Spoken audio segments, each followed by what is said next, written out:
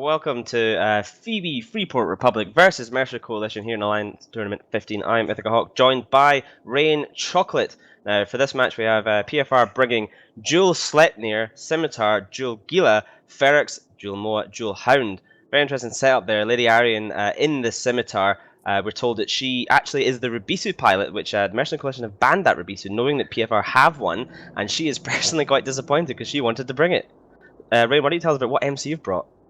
So, Mercenary Coalition have brought a Scimitar, Onyx, Rapier, Double Arthurs, Double Syrup, Stork, Double Caracal. So, lots and lots of light missile spam, rapid light missile spam at that. You have the Onyx for tackle and the Rapier for Evor and control of the field. Even though the Mercenary Coalition control bar isn't really that big, granted, Phoebe Freeport's is actually quite smaller. Yeah, so MC here is all about the burst damage. They need to just burst through things, break those Scimitar reps, or even break the Scimitar itself before they hit reload. This will be one of those matches where we should be able to get a good indication in the first minute or so which way it's going to go. If we see that first clip from all of these rapid light missile launchers get emptied out and nothing substantial on the PFR side dying, this is not a good position for the Mercenary Coalition team to be in. So Lady Arian's going to have her work cut out for her right from the get-go. She's going to have to put all her reps on whatever gets primaried, overheat them, and just try and carry them through to hit that reload break. And if she manages to pull that off successfully, those Sleipnirs will be rushing into the Mercenary Coalition team, which have all warped in at 50, whereas those Sleipnirs are sitting there at 0 with the double MOAs. So they will be rushing into Mercenary Coalition, hopefully to try and nab that Scimitar itself, which will force Lady Arian to follow them, assuming to stay within effective range of her reps.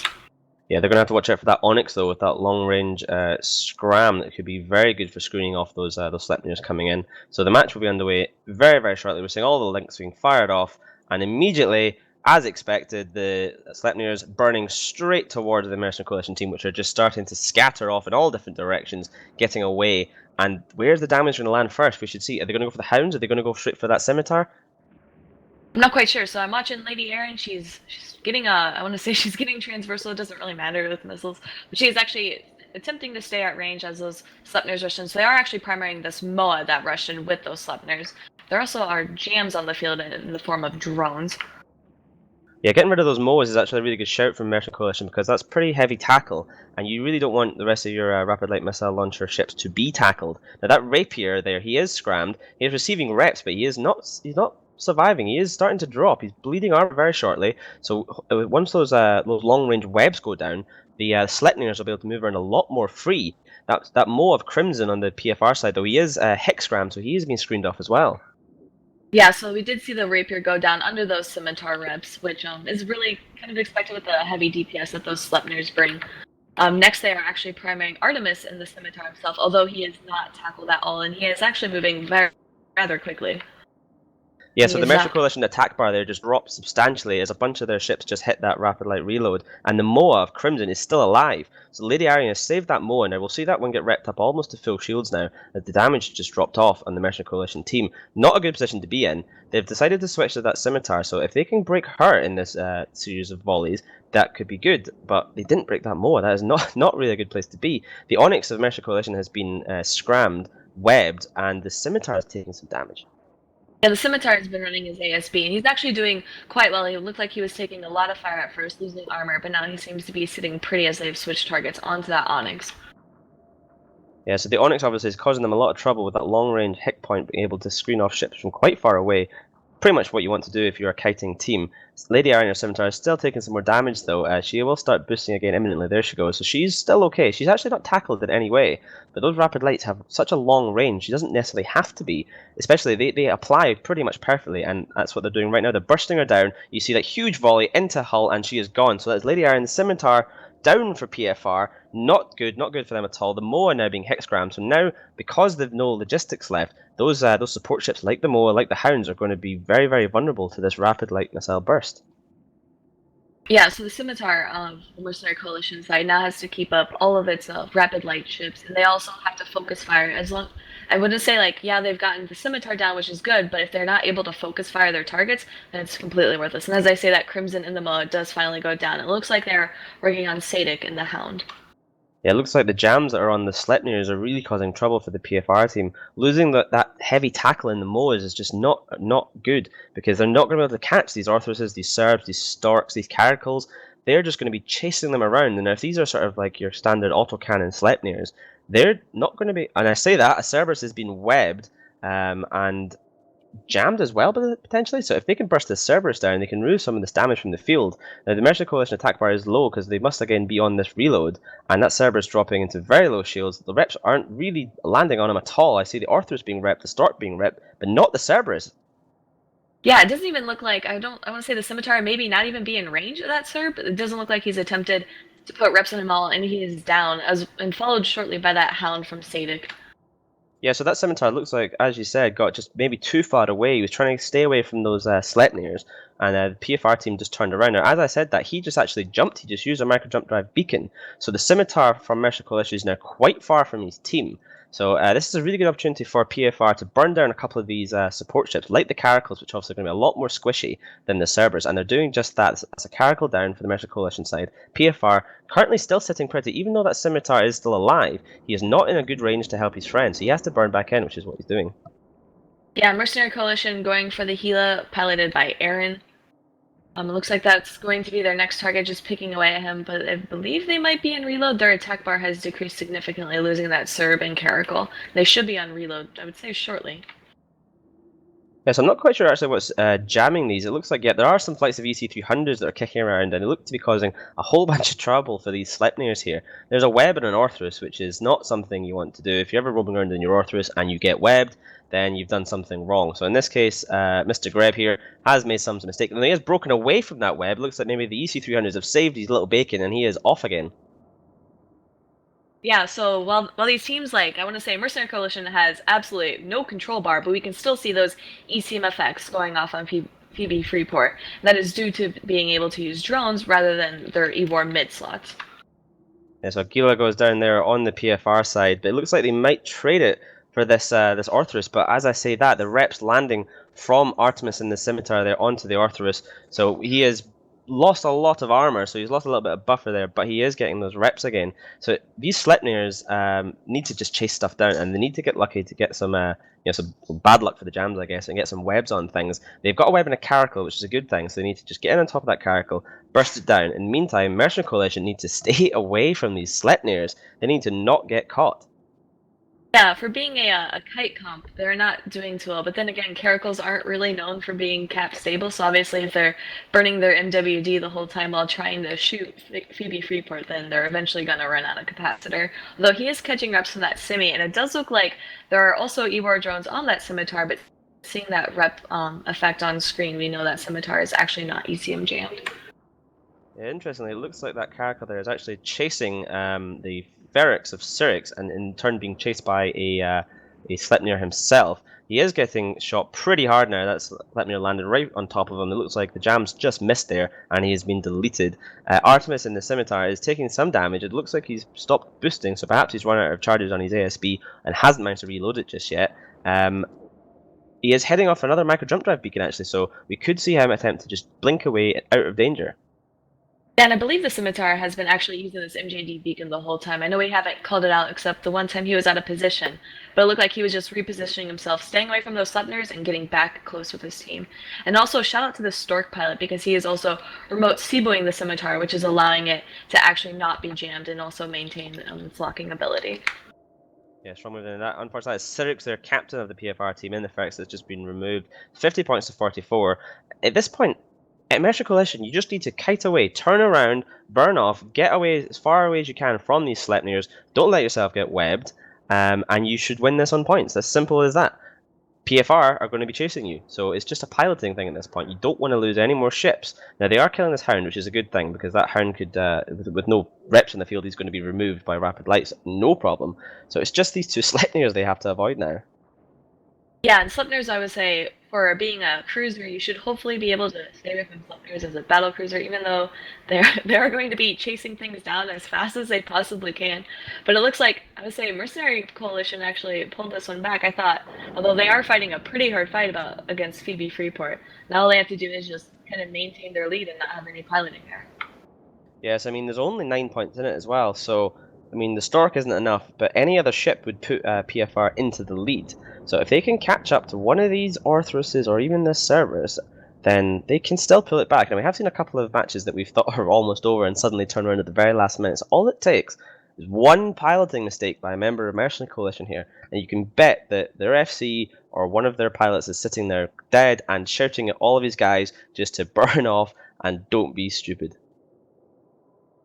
Yeah, so I was gonna say, I'm not quite sure. It looks like Mercenary Coalition is actually able to shoot at that Gila by Tastone.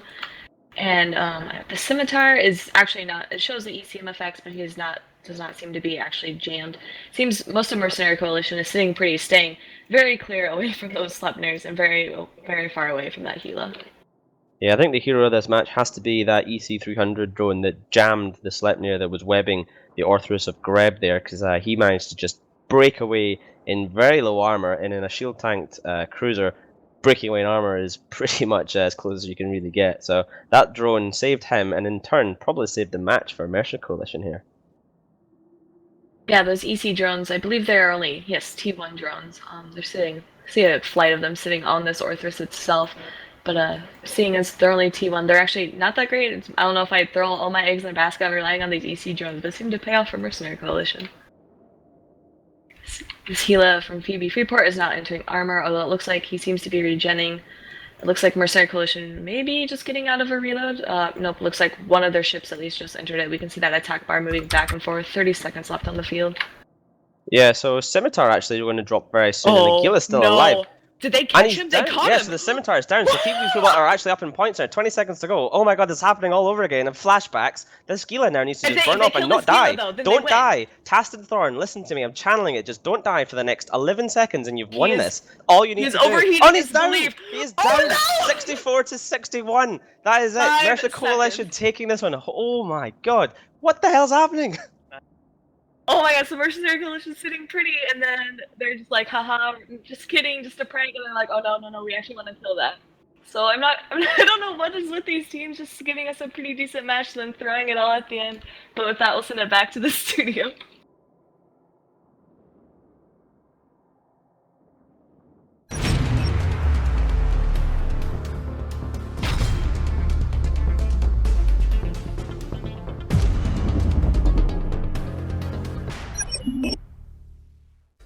Eve Dublin returns this October 20th and 21st. For tickets and more details, please visit www.evedublin.com.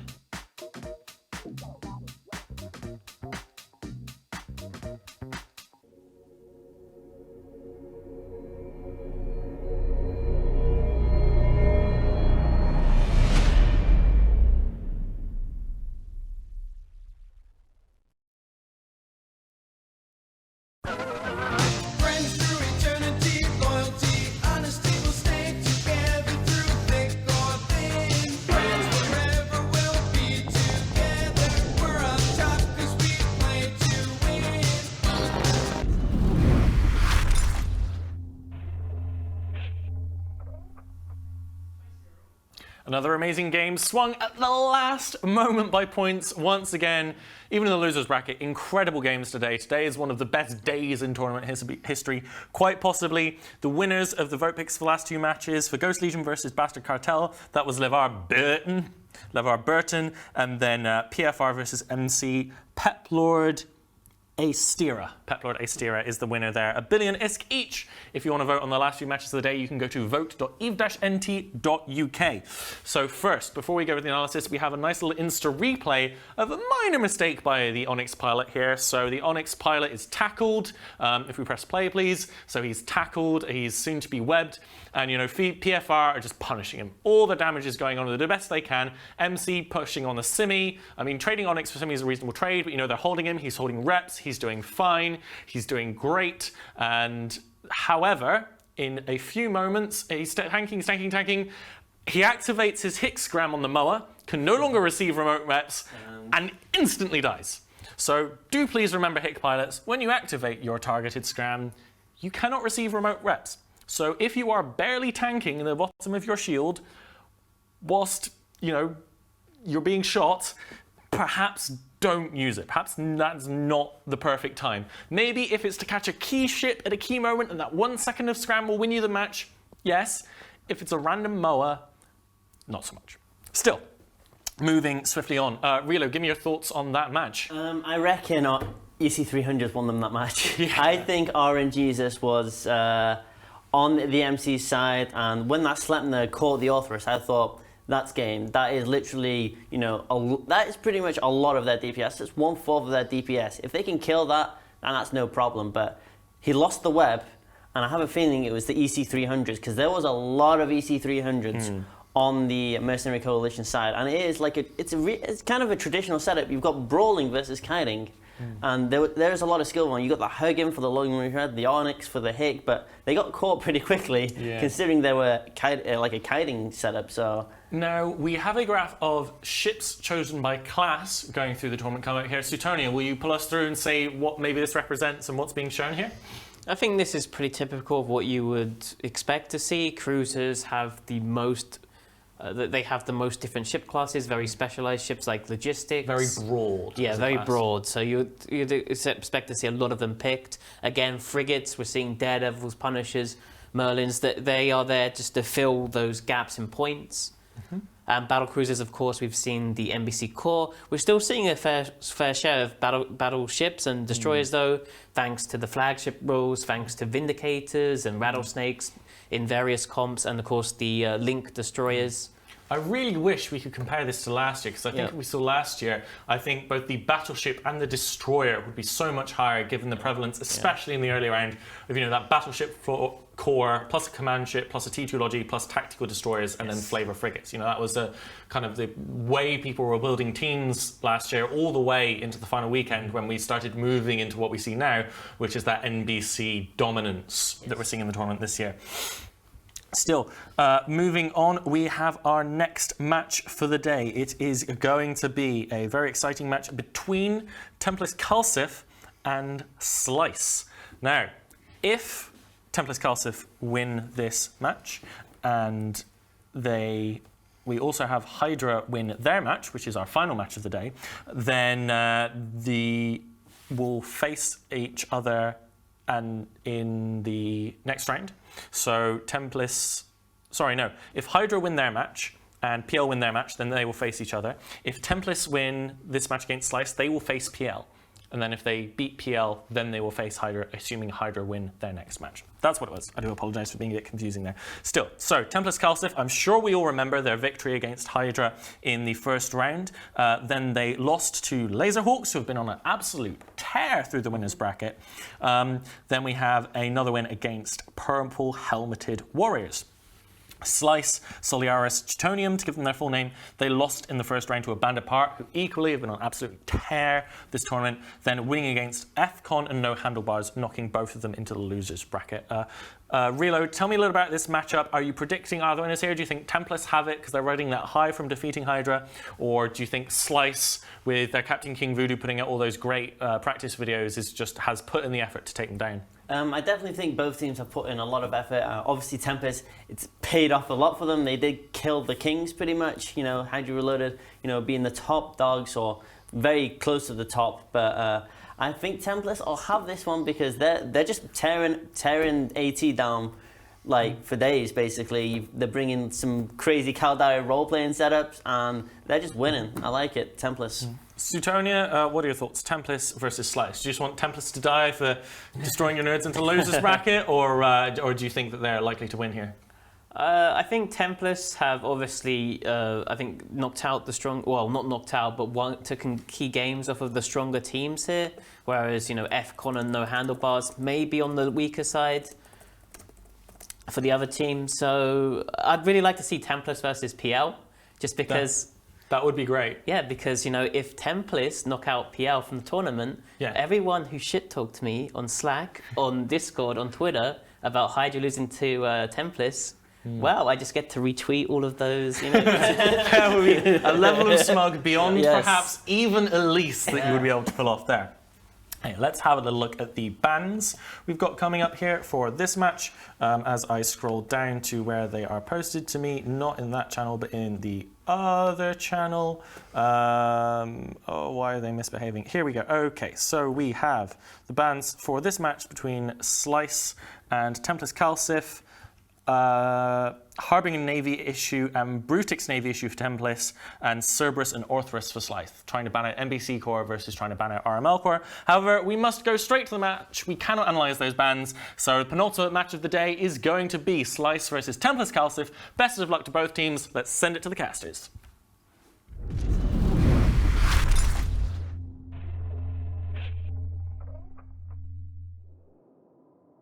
Welcome back to what will be an evolution